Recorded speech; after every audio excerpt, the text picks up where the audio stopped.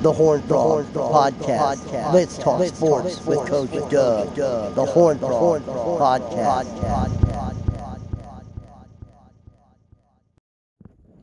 Good afternoon, gentlemen. This is Coach Dub coming to you live from downtown Fort Worth at the Stockyards with your Horn Frog Podcast. We got a special edition this week talking to Coach Ryan Potter of the Virginia Tech Hokies, who is currently supposedly on the hot seat, but he's got a 37-27 record, 3 winning seasons, 5-1 versus rivals. Let's jump right into it. Coach Potter, you only have a 1-3 bowl record and 5-14 versus AP top 25, but you might as well say the top 10 because 4 teams in your conference are consistently in the top 10 of the playoffs.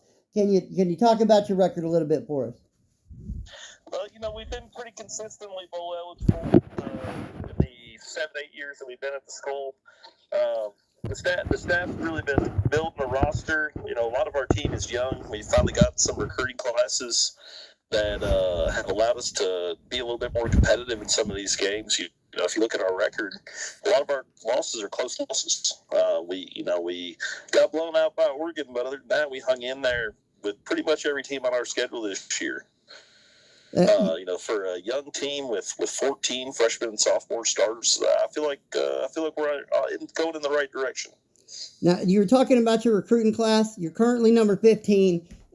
You've done more with less, and you're right there with powerhouses Oregon, Boise State, and Clemson. Tell us about how you look for these guys that fit your program. Well, it's really about trying to get the speed to compete with a lot of these teams. We end up with a speed deficit at some of the skill positions, and we looked around trying to target some of those guys that really fit our program. And the transfer portal is not really too much of a factor in our recruiting. A lot of these guys we get straight out of high school, and we just look to develop them, and we want them to play in our system. We run a kind of a hybrid air raid, and we need a good quarterback with a strong arm, and we need some receivers that can get open, and that's really what's starting strength for us.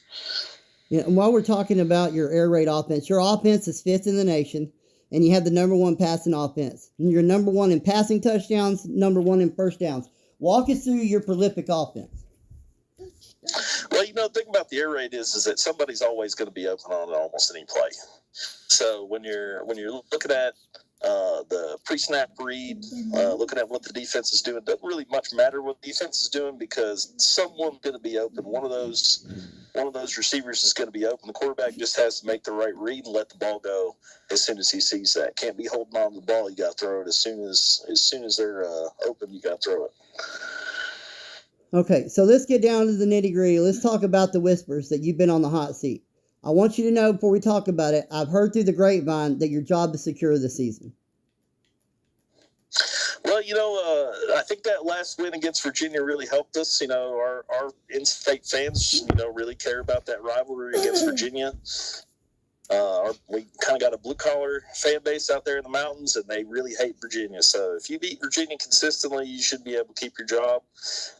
We probably need to win our bowl game as well to really make sure that we're going to be secure. But I think that the last 2 games, being able to win those, has really given us a chance. Yeah. That being said, there's also been whispers. The Virginia Tech president and the athletic director talking about moving to another conference to allow you to build your program without having to face 4 perennial powerhouses every year. What are your thoughts on that?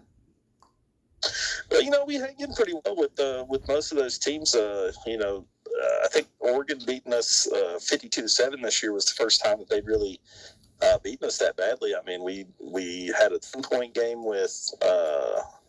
We had a 10-point game with Washington. I mean, we lost the number 1 team in the nation because we went for 2 in overtime to try to win the game and try to take advantage of that momentum.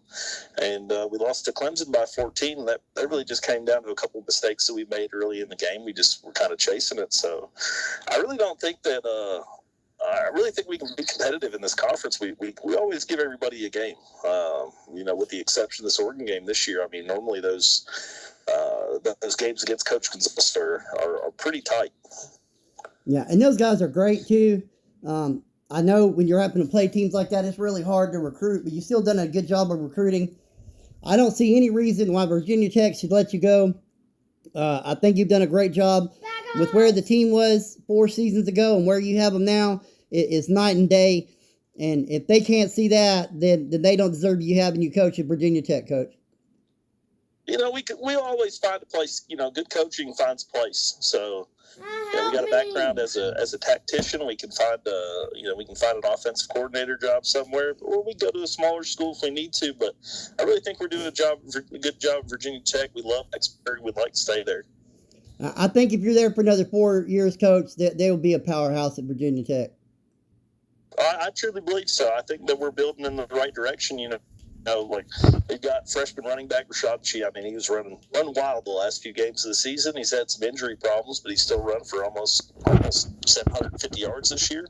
Had a kickoff return touchdown. Our quarterback's only a sophomore. We've got some pieces on the defensive end. I mean, if you look at all of our interceptions this year and where they've come from, I mean, Jimmy Stoneberg's got 5 of them, but they're all freshmen.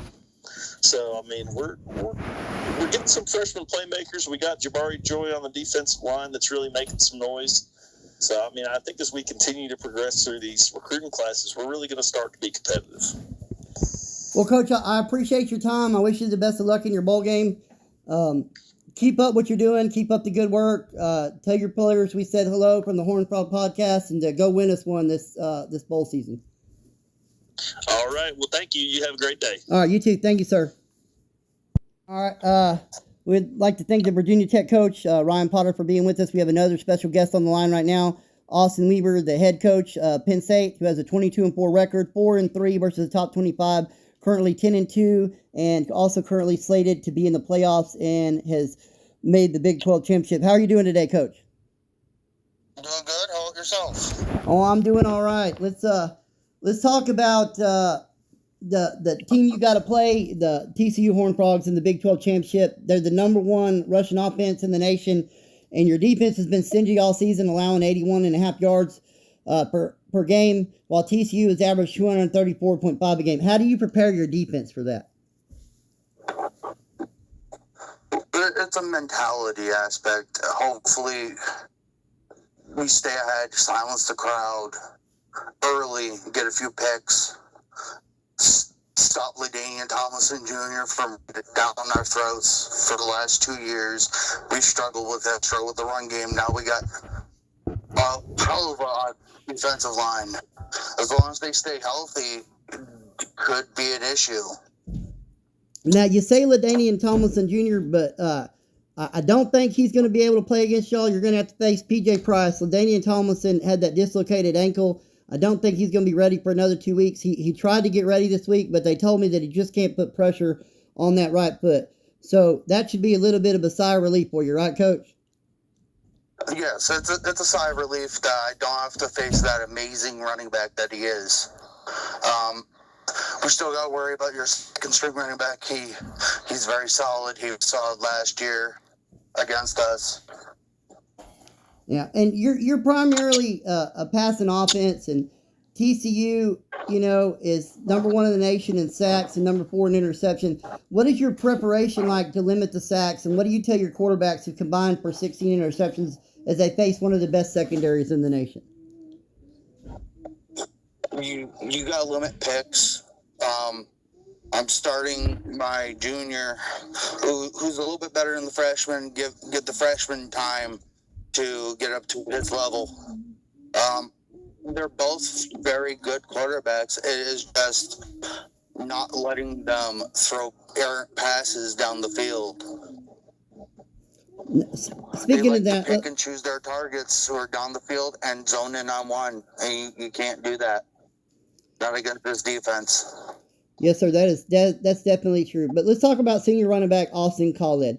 1,324 rushing yards, 15 rushing touchdowns. He's averaging 5.6 yards per carry, 110.3 yards a game. How do you plan to use him to take the pressure off your quarterback and your offensive line? A whole lot of. I found out last game he's really deadly with those swing passes.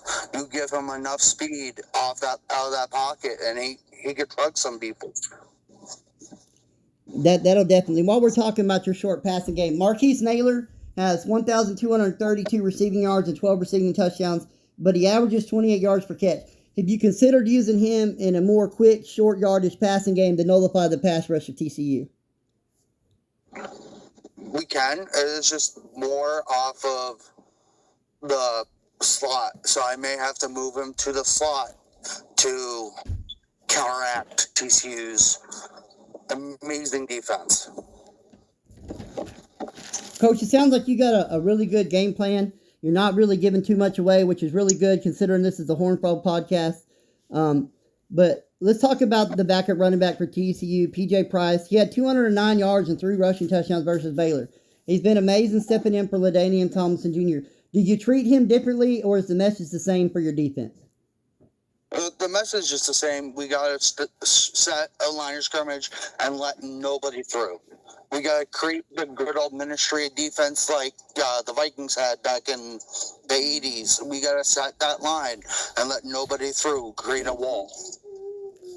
It sounds like a solid plan. Coach, I just want to say you've done an amazing job at Penn State.